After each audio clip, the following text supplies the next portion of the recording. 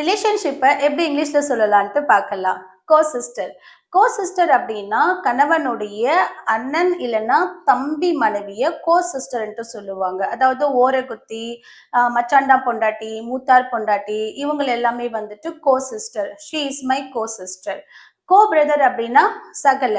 So மனைவியுடைய அக்கா இல்லைன்னா தங்கச்சி கணவரை கோ பிரதர்ன்ட்டு சொல்லணும். He is my co brother.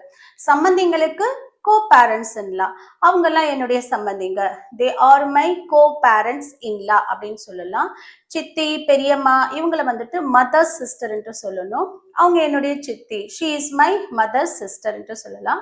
So brother in-law அப்படின்னா கணவனுடைய அண்ணன் இல்லைன்னா தம்பி, மனைவியுடைய அண்ணன் இல்லைன்னா தம்பிய பிரதர் இன்லான்ட்டு சொல்லுவாங்க. அதாவது கொழுந்தனாரு மச்சாண்டாரு இவங்க எல்லாமே வந்துட்டு brother in-law. He is my brother in-law அப்படின்னு சொல்லலாம்.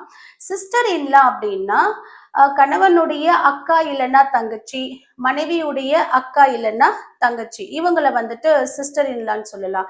அதாவது நாத்தனாரு மச்சினிச்சி இவங்களை வந்துட்டு sister in law. She is my sister in law அப்படின்னு சொல்லலாம். மெட்டர்னல் அங்கிள் அப்படின்னா தாய் வழி உறவுகள். அதாவது இவர் வந்து என் தாய் வழி மாமா அப்படின்னும் போது he is my maternal uncle. So தந்தை வழி மாமாவை paternal uncle. He is my paternal uncle.